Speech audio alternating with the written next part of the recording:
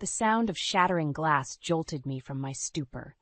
I stood frozen in the doorway of what used to be my kitchen, watching as Brenda, my mother-in-law, hurled another plate against the wall.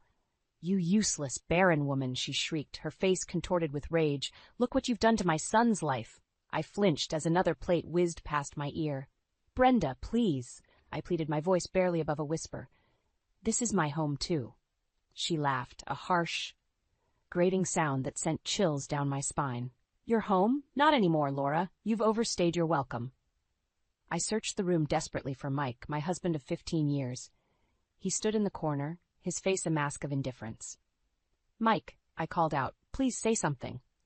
He met my gaze, and for a moment I saw a flicker of the man I'd married. But then his eyes hardened, and he turned away. "Maybe it's best if you leave for a while, Laura," he muttered. My world tilted on its axis. "Leave? But where would I go?" Brenda's triumphant cackle filled the air. "Oh, I'm sure you'll figure something out. After all, you've been so good at figuring out how to avoid giving my son children." The words hit me like a physical blow. I stumbled backward, my hand flying to my stomach. The same stomach that had just 3 years ago carried our child for 6 precious months before tragedy struck. "That's not fair," I whispered, tears stinging my eyes. "You know that's not fair." But Brenda was on a roll now, circling me like a vulture. "What's not fair is how you've held my son back all these years. This business could have been thriving if he hadn't been saddled with you."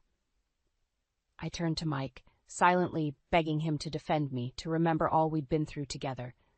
But he remained silent, his gaze fixed on the floor. A knock at the door startled us all. "Laura," a familiar voice called.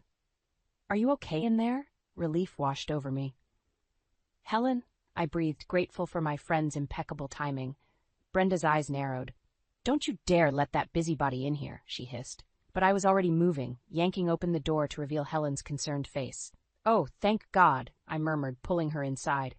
Helen took in the scene, the broken dishes, Brenda's red face, Mike's hunched shoulders, and her expression hardened. "What's going on here?" "Nothing that concerns you," Brenda snapped. "This is a family matter." Helen's arm went protectively around my shoulders. "Laura is my family," she said firmly. "And from what I can see, she needs me right now." I leaned into her embrace, drawing strength from her presence. "They want me to leave," I said, my voice cracking. Helen's grip tightened. "Leave? This is your home, Laura. You and Mike built this life together." "Built it on lies and disappointment," Brenda interjected. "It's time for my son to start fresh." I looked at Mike, searching for any sign of the man I'd fallen in love with. "Is that what you want?" I asked softly. "To start fresh without me?" He finally met my gaze, and the coldness in his eyes made me shiver. "I think it's for the best," he said, "at least for now." The floor seemed to drop out from under me. Helen's arm was the only thing keeping me upright. "Then I'll go," I surprised by the steadiness in my voice. "But don't think for a second that this is over." As Helen led me toward the door, I caught a glimpse of something on the kitchen counter, a stack of papers I hadn't noticed before. My heart clenched as I recognized the letterhead of a local law firm. Divorce papers. They'd already drawn up divorce papers. I stumbled, the final betrayal threatening to overwhelm me. But as I looked back at Mike and Brenda, standing in the wreckage of what was once my happy home, a new emotion surged through me: determination. This wasn't the end of my story, it was just the beginning. I sat on Helen's floral-patterned couch, staring at the divorce papers spread across her coffee table. My hands trembled as I flipped through the pages, each word a dagger to my heart. "I can't believe he did this behind my back," I whispered, my voice hoarse from crying. 15 years of marriage, and this is how it ends?" Helen squeezed my shoulder. "You don't have to sign anything, Laura. We'll fight this." A knock at the door made us both jump. Helen frowned, checking her watch. Who could that be at this hour? She opened the door, revealing a familiar face that made my stomach churn. Ryan Davis, Mike's right-hand man at the grocery store, stood on the porch looking uncomfortable. "Laura," he said, nodding at me, "I'm sorry to bother you, but there's something you need to know." I steeled myself, gesturing for him to come in. "What is it, Ryan?" He perched on the edge of an armchair, wringing his hands. "It's about the business and the divorce papers." My heart raced. "What about them?" Ryan took a deep breath. I overheard Brenda talking to Mike. She's been planning this for months, Laura. She convinced Mike to transfer most of the business assets to her name to protect them from the divorce settlement. The room spun. I gripped the arm of the couch to steady myself. That's not legal, is it? Helen, ever practical, was already reaching for her phone. We need to call a lawyer now. But Ryan wasn't finished. There's more. Brenda's been sabotaging the business, turning away loyal customers, mismanaging inventory. I think she's trying to run it into the ground. But why? I asked, bewildered. That business is Mike's whole life. Ryan's eyes met mine, filled with sympathy. I think she wants him completely dependent on her. If the business fails, he'll have nowhere else to turn. The realization hit me like a freight train. This wasn't just about getting rid of me. Brenda was orchestrating Mike's entire downfall, all to keep him under her control. I have to warn him, I said, standing up. Helen grabbed my arm. Laura, think about this. After everything he's done. I know, I cut her off. But I can't just let Brenda destroy everything we've built, even if Mike and I are over. The drive to Mike's house felt surreal. As I pulled into the driveway, I saw him through the kitchen window, hunched over paperwork. My heart ached at the familiar sight. I knocked on the door, steeling myself. When Mike opened it, his eyes widened in surprise. Laura, what are you doing here? I pushed past him into the house. We need to talk, Mike. It's about the business. He ran a hand through his hair, looking exhausted. Look, if this is about the divorce. It's not, I interrupted. Well, not entirely. Mike, Brenda's been. Don't start with that again, he snapped. My mother's been nothing but supportive. I laughed bitterly. Supportive? Is that what you call transferring business assets behind my back? Mike's face paled. How did you? It doesn't matter. What matters is that she's trying to ruin you, Mike. She's sabotaging the business, driving away customers. Can't you see what she's doing? For a moment, I saw doubt flicker in his eyes, but then his expression hardened. You're just trying to turn me against her, he said coldly. I think you should leave, Laura. I stood my ground. Not until you listen to me. Check the books, Mike. Talk to Ryan. You'll see I'm telling the truth. Ryan? Mike's eyes narrowed. What does he have to do with this? Before I could answer, a car door slammed outside. We both turned to see Brenda marching up the driveway, her face twisted with rage. What is she doing here? Brenda shrieked, bursting through the door. Mike, I told you not to let her back in this house. As Brenda advanced on me, eyes blazing, I realized with startling clarity that this confrontation was far from over. In fact, it was just beginning. I stood in the cramped bedroom of Helen's guest room, staring at the meager collection of belongings I'd managed to salvage from my former life. The divorce papers lay on the nightstand, a constant reminder of the battle ahead. A soft knock on the door jolted me from my thoughts. Laura? Helen's voice called. There's someone here to see you. Curious, I made my way to the living room, only to find Ryan standing awkwardly by the fireplace. His presence sent a mix of emotions through me, gratitude for his help, but also a painful reminder of the life I'd lost. Ryan, I said, forcing a smile, what brings you here? He shifted uncomfortably, glancing at Helen before meeting my eyes. I've got some news about the store. It's not good, Laura. My heart sank. What's happened? Ryan took a deep breath. Brenda's been making changes, big ones. She's fired 3 long-time employees, including old Mr. Jenkins. I gasped. Mr. Jenkins had been with the store since Mike's father owned it. She can't do that. She says she can, Ryan replied, his voice tight. And that's not all. She's canceling orders from local suppliers, trying to switch to cheaper, mass-produced stuff. The room spun. I sank onto the couch, my mind racing. But that'll destroy everything Mike's father built. The whole community relies on those connections. Helen sat beside me, her hand on my arm. Laura, maybe it's time to let this go? It's not your fight anymore. I shook my head vehemently. No, I can't. That store isn't just a business. It's the heart of this town. I won't let Brenda destroy it. Ryan cleared his throat. There's more. I overheard Brenda talking to her lawyer. She's trying to get Mike to sign over his remaining shares to her. If she succeeds, she'll have complete control, I finished, my voice barely above a whisper. The weight of the situation pressed down on me. I stood up, pacing the room. I need to do something. But what? Mike won't listen to me, and Brenda's got her claws in so deep. Helen's eyes lit up. What about the divorce papers? You haven't signed them yet. right? I nodded slowly, realization dawning. So technically, I'm still co-owner of the business. Ryan leaned forward, excitement in his voice. Exactly. You could challenge Brenda's decisions, maybe even stop the transfer of shares. For the first time in days, I felt a glimmer of hope. I need a lawyer, I said, determination filling my voice. Helen was already reaching for her phone. I know just the person, tough as nails and hates bullies.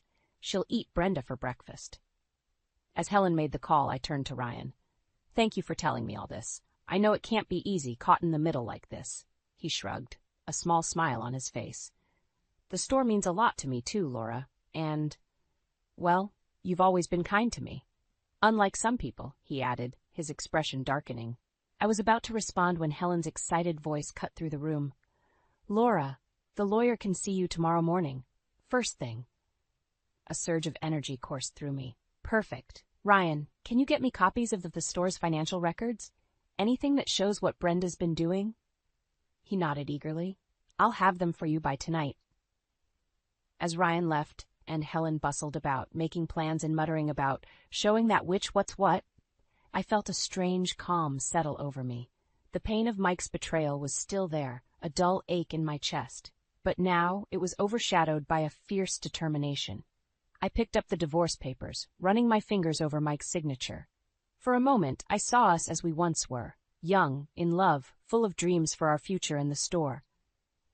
I'm sorry, Mike, I whispered, but I won't let her destroy everything we built, even if I have to fight you both to save it. With a deep breath, I set the papers down and turned to face Helen. All right, I said, my voice steady, let's get to work. We've got a battle to win. I stood outside Sherman's grocery, my heart pounding as I watched customers trickle out, their faces etched with disappointment. The store that had once been the pride of our town now looked shabby and neglected. Taking a deep breath, I pushed open the door, the familiar bell chime now sounding more like a death knell. Inside, the shelves were half empty, and what little produce remained looked wilted and sad. I caught sight of Ryan behind the counter, his face lighting up when he saw me. Laura? He said, relief evident in his voice. Thank God you're here. It's been a nightmare. Before I could respond, a shrill voice cut through the air. What is she doing here? Brenda emerged from the back office, her eyes narrowing as she spotted me. I thought I made it clear you're not welcome here anymore. I straightened my spine, meeting her gaze. I'm still co-owner of this business, Brenda, and from what I can see, it needs all the help it can get. She scoffed, waving a dismissive hand. We're doing just fine without your interference. Are you? I challenged, gesturing to the empty shelves. Because it looks to me like you're running this place into the ground. Brenda's face flushed with anger, but before she could retort, the bell chimed again. We all turned to see Mrs. Hawkins, one of our oldest and most loyal customers, enter the store. Oh, Laura, dear, she said, her face lighting up. It's so good to see you. I was hoping you might be back. I smiled warmly at her. It's good to see you too, Mrs. Hawkins. How can we help you today? She hesitated, glancing around the store. Well, I was hoping to get some of that lovely local honey you always stocked, and perhaps some fresh vegetables for my famous casserole. My heart sank as I realized we had neither. But before I could speak, Brenda jumped in. I'm afraid we've had to make some changes to our inventory, she said, her voice sickly sweet. But I'm sure we can find you some alternatives. Mrs. Hawkins frowned. Alternatives? But I've been buying the same products here for years. My Herald, God rest his soul, always said Sherman's was the best store in the county because of its local touch. I saw an opportunity and seized it. Mrs. Hawkins, I promise you we'll have your honey and fresh vegetables back in stock by next week. Won't we, Ryan? Ryan nodded eagerly, ignoring Brenda's glare. Absolutely. I'll make the calls myself. Mrs. Hawkins beamed. Oh, wonderful. I'll be sure to tell everyone at the senior center. We've all been so worried about the changes here. As she left, promising to return, Brenda rounded on me. How dare you? She hissed. You have no right to make promises about this store. I have every right, I shot back, and I won't stand by and watch you destroy everything Mike's family built. Mike agrees with my decisions, Brenda sneered. He knows what's best for the business. As if summoned by her words, the door opened again, and Mike walked in. He stopped short when he saw me, his face a mix of emotions I couldn't quite decipher. "Laura?" he said, his voice uncertain. "What's going on?" I took a deep breath, steeling myself for the confrontation I knew was coming. "Mike, we need to talk about the store, about us, about everything." Brenda immediately latched onto his arm. "Mike, darling, you don't have to listen to her. Remember what we discussed?" But Mike's eyes were fixed on me, and for the first time in months, I saw a flicker of the man I'd married. "No, Mom," he said quietly. "I think it's time I heard what Laura has to say." The tension in the room was palpable as Mike, Brenda, and I faced each other. I knew that whatever I said next would determine not just the fate of the store, but the course of all our lives. Taking a deep breath, I began to speak, my voice steady and determined. "Mike, there's something you need to know about what's really been happening here." The tension in the store was suffocating as I laid out everything I knew about Brenda's machinations. Mike's face cycled through disbelief, anger, and finally, a dawning horror as the truth sank in. That's impossible," he stammered, looking between Brenda and me. "Mom, tell her she's wrong." Brenda's face was a mask of indignation. "Of course she's wrong. This is nothing but a desperate attempt to save her own skin." But I wasn't backing down. "Ryan," I called out, "show Mike the books." Ryan hesitated for a moment, then nodded, pulling out a stack of papers from under the counter. "I'm sorry, Mr. Sherman, but Laura's telling the truth. I've been keeping track of all the changes and, well, see for yourself." Mike's hands shook as he flipped through the pages. I could see the moment reality hit him. His shoulders sagged, and he looked years older in an instant. "How could you do this?" he whispered, turning to Brenda. This store was Dad's legacy. Brenda's mask slipped, revealing a flash of panic before she regained her composure. "Everything I've done has been for your own good, Mike. You needed to learn to stand on your own 2 feet, away from her influence." My influence. I couldn't help but laugh bitterly. "I've been gone for weeks, and look what's happened. The store's falling apart, Mike, and it's not because of me." Before Mike could respond, the door burst open. A group of angry-looking customers stormed in, led by Mr. Jenkins, the employee Brenda had fired. "Sherman," Mr. Jenkins bellowed, "we want answers. Half the town's talking about how you've run this place into the ground." The situation was spiraling out of control. I watched as Mike, overwhelmed, stumbled back against the counter. I don't understand," he muttered. "How did it get this bad?" Seizing the moment, I stepped forward. "Everyone, please. I know you're upset, and you have every right to be, but yelling won't solve anything. Give us a chance to make this right." Mr. Jenkins narrowed his eyes. "And how do you plan to do that, Laura? Last I heard, you weren't even part of this business anymore."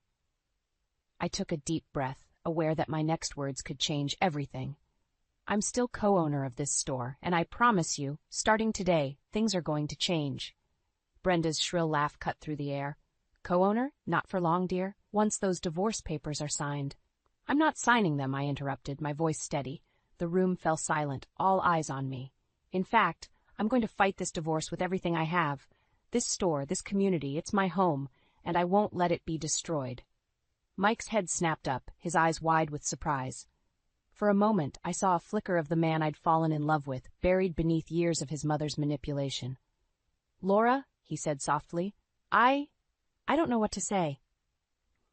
"You don't have to say anything right now," I replied, "but we need to act fast if we're going to save this business." Turning to the crowd, I continued, "I'm asking for your trust and your patience. Give us 2 weeks. If we can't turn things around by then, well, I'll step aside for good." A murmur ran through the group. Finally, Mr. Jenkins spoke up. 2 weeks, Laura, not a day more." As the crowd dispersed, I felt a mix of relief and terror. What had I just committed to? Ryan approached, a tentative smile on his face. "That was incredible, Laura, but how are we going to do this?" I glanced at Mike, who was staring at the financial records with a lost expression, then at Brenda, whose face was twisted with barely contained rage. "I don't know yet," I admitted, "but I do know we can't do it alone. Ryan, start calling our old suppliers. See who we can win back. I'll reach out to Helen. We're going to need all the help we can get." As I turned to leave, Mike's voice stopped me. "Laura, wait, I want to help, if you'll let me." I met his gaze, seeing a glimmer of the man I'd once known. It wasn't forgiveness, not yet, but it was a start. "Okay," I nodded. "Let's save our store." The past week had been a whirlwind of activity. Ryan and I had been working around the clock, reaching out to old suppliers, mending fences with disgruntled customers, and trying to breathe life back into Sherman's grocery. Mike had been helping too in his own hesitant way, but I could see the toll it was taking on him. I was restocking shelves when I heard the bell chime. Looking up, I saw Mike enter, his face etched with worry. "Laura," he said, his voice tight. "We need to talk." My heart sank. I'd been waiting for this moment, dreading it. "Okay," I replied, setting down the can I was holding. "What's on your mind?" Mike ran a hand through his hair, a nervous habit I remembered all too well. "It's about the business. The numbers. They're not adding up." I frowned. "What do you mean? Ryan and I have been going over the books every night." "That's just it," Mike said, his voice rising. "I've been looking at them too, and there are discrepancies, large ones, and they all seem to lead back to you." The accusation hit me like a physical blow. "What, Mike? That's impossible. I would never." "Then explain this," he interrupted, pulling out a stack of papers. "These transactions, all made in the weeks after you left. Thousands of dollars, Laura. Where did it go?" I stared at the papers, my mind racing. I don't understand. I never made these transactions." Mike's eyes hardened. "Don't lie to me, Laura. Not now. Was this your plan all along? To bleed the business dry before the divorce?" The injustice of it all made my blood boil. "How dare you?" I hissed. "After everything I've done to save this store, how can you even think that?" "Because the evidence is right here," Mike shouted, waving the papers. God, I was such a fool to trust you again. The store had gone silent, customers watching our confrontation with wide eyes. I could feel everything I'd worked for slipping away. "Mike," I said, fighting to keep my voice steady, "think about this. Who else had access to the accounts? Who's been trying to sabotage this business from the start?" I saw the moment of doubt flicker across his face, quickly replaced by anger. "Don't you dare try to blame my mother for this. She's been nothing but supportive." "Supportive?" I laughed bitterly. "Is that what you call manipulating you into serving me divorce papers behind my back?" Mike froze. "What are you talking about?" With shaking hands, I reached into my bag and pulled out the divorce papers I'd been carrying with me. "These, Mike, the ones your mother had drawn up weeks ago without my knowledge, the ones you signed." The color drained from Mike's face as he stared at the papers. I never signed these." "What?" "Laura, I swear, I never signed these papers. I didn't even know they existed." The realization hit us both at the same time. "Brenda," we said in unison. Just then, the store's phone rang. Ryan answered it, his face growing pale as he listened. "Mike," he said, holding out the receiver. "It's the bank. They say there's been a large withdrawal from the business account. They need your authorization immediately." Mike lunged for the phone, but I grabbed his arm. "Wait," I said urgently. "Think about it. Who else has access to that account?" Understanding dawned in Mike's eyes, followed quickly by horror. Without another word, he bolted for the door, leaving me standing amidst the chaos of the store. My mind was reeling. Brenda had gone further than we'd ever imagined, forging signatures, embezzling money. But why? What was her endgame? As I watched Mike's retreating figure, I knew we were hurtling towards a confrontation that would change everything. The store, our marriage, our entire lives hung in the balance. Taking a deep breath, I turned to Ryan. "Call Helen," I said, my voice steadier than I felt. "Tell her to meet us at Mike's house. It's time to end this once and for all." My heart pounded as I raced towards Mike's house, Helen and Ryan close behind. The evening sky was darkening, mirroring the storm brewing inside me. As we pulled up, I saw Mike's car in the driveway, alongside Brenda's sleek sedan. "They're both here," I said, my voice tight with tension. Helen squeezed my shoulder. "We're right behind you, Laura. Whatever happens, we've got your back." Taking a deep breath, I marched up to the front door and threw it open without knocking. The sound of raised voices led us to the living room, where we found Mike and Brenda locked in a heated argument. "How could you do this?" Mike was shouting, his face red with anger. "Your own son." Brenda's eyes widened as she saw us enter. "What are they doing here?" she hissed. "This is a family matter." "We are family," I retorted, stepping forward, "and it's time for the truth, Brenda. All of it." Mike turned to me, his eyes wild with a mix of emotions. "Laura, I'm so sorry. I had no idea. The things she's done." Brenda's composure cracked. I did it all for you, Mike, to protect you from her. She jabbed a finger in my direction. She was going to ruin everything, just like she ruined your chance at having children. The room fell silent. I felt as if I'd been slapped. Is that what this is about? I whispered. Our miscarriage? Mike's face crumpled. Mom, how could you? That wasn't Laura's fault. It was no one's fault. But Brenda was beyond reason now. She took everything from you. Your future, your legacy. I had to do something. So you decided to destroy the business? Ryan interjected, his voice thick with disbelief. How does that help anyone? Brenda's laugh was borderline hysterical. The business? That was just the beginning. Once it was gone, Mike would have nothing left. He'd have to start over with me by his side, the way it should be. The realization of Brenda's plan hit me like a tidal wave. She hadn't just been trying to get rid of me, she'd been systematically dismantling Mike's entire life, all to keep him dependent on her. Mike staggered back as if physically struck. My God, he murmured, all these years, everything you've done. I stepped forward, placing myself between Mike and Brenda. It's over, Brenda. We have proof of everything. The forged signatures, the embezzlement. You can't talk your way out of this. For a moment, I thought she might lunge at me, but then something in her seemed to deflate. You'll never understand, she spat. A real mother would do anything for her child. No, Mike said, his voice stronger now. A real mother wouldn't destroy her child's life for her own selfish needs. Brenda's face contorted with rage. Selfish?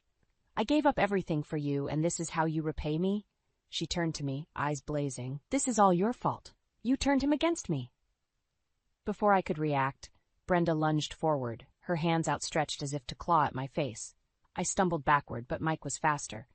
He stepped between us, catching his mother's wrists. That's enough, he roared. The authority in his voice seemed to shock even Brenda into silence. You're going to leave now, Mom, and you're never coming back. As Ryan and Helen moved to escort Brenda out, I watched the woman who had caused so much pain and destruction crumble before my eyes. For a moment, I almost felt pity for her. The slamming of the front door echoed through the house, leaving Mike and me alone in the sudden silence. We stood there, the weight of everything that had happened pressing down on us. Finally, Mike turned to me, his eyes brimming with unshed tears. Laura, he whispered, I don't know if I can ever make this right, but I want to try, if you'll let me. I stared at him, my emotions a whirlwind of anger, hurt, and a tiny flicker of hope. As I opened my mouth to respond, I realized that this moment would define not just our future, but who I was going to be from this point forward. The choice was mine and mine alone. 6 months had passed since that fateful night when Brenda's web of lies unraveled. I stood in front of the mirror, adjusting my blazer, hardly recognizing the woman staring back at me. Today was my first day as a social worker, a path I never imagined I'd take. The doorbell rang, and I opened it to find Helen beaming at me. Ready for your big day? She asked, pulling me into a hug. As ready as I'll ever be, I replied, my stomach fluttering with nerves and excitement. As we drove to the community center, Helen filled me in on the latest town gossip. Did you hear about Brenda? She asked hesitantly. I tensed. What about her? She's moved to Florida. Apparently she's not speaking to anyone from town anymore. I nodded, a mix of emotions washing over me. Brenda's actions had caused so much pain, but in a way they'd also set me free. And Mike? I asked, my voice barely above a whisper. Helen's expression softened. He's still trying to salvage the store. Ryan's been a big help. We pulled up to the community center, and I took a deep breath. This is it, I said, more to myself than Helen. You're going to be amazing, Helen assured me. Those people in there need someone like you, someone who understands what it's like to overcome adversity. As I walked into the building, my mind drifted back to the night everything changed. Mike's plea for a second chance had hung in the air between us, heavy with years of hurt and betrayal. In that moment, I'd made a choice, not just about our marriage, but about the woman I wanted to be.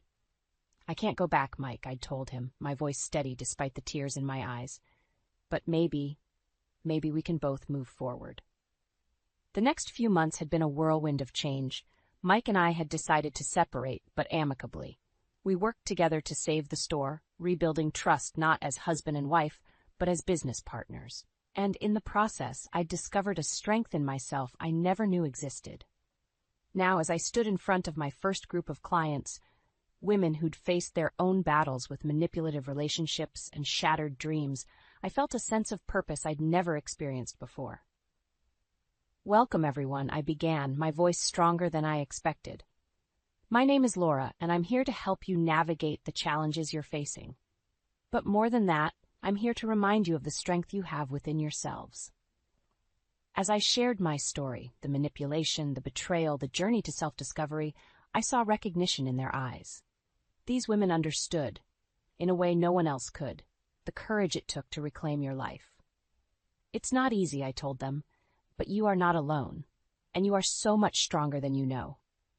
After the session, as I gathered my things, I noticed a familiar figure hovering in the doorway. Mike stood there looking uncertain.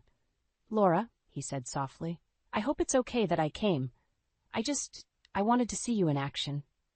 I felt a flutter in my chest, but it wasn't the ache of lost love. It was pride in myself, in how far I'd come. "Thank you for coming, Mike," I said sincerely. He smiled, a hint of sadness in his eyes. "You're amazing, you know that? These women are lucky to have you." As we walked out together in comfortable silence between us, I realized something profound. The revenge I'd once craved against Brenda, against Mike, even against life itself for the hardships I'd faced, it had transformed into something far more powerful. I'd found my purpose, my strength, my voice. Standing in the warm afternoon sun, I turned to Mike. "I forgive you," I said, the words lifting a weight I didn't know I'd been carrying, "and I forgive myself too." Mike's eyes widened in surprise, then filled with understanding. "Thank you," he whispered. As we parted ways, Mike to the store, me to meet Helen for a celebratory dinner, I felt a sense of peace wash over me. The journey had been painful, filled with betrayal and heartache, but it had led me here, to this moment, to this version of myself. I was Laura Collins, survivor, social worker, and architect of my own happiness, and my story was far from over.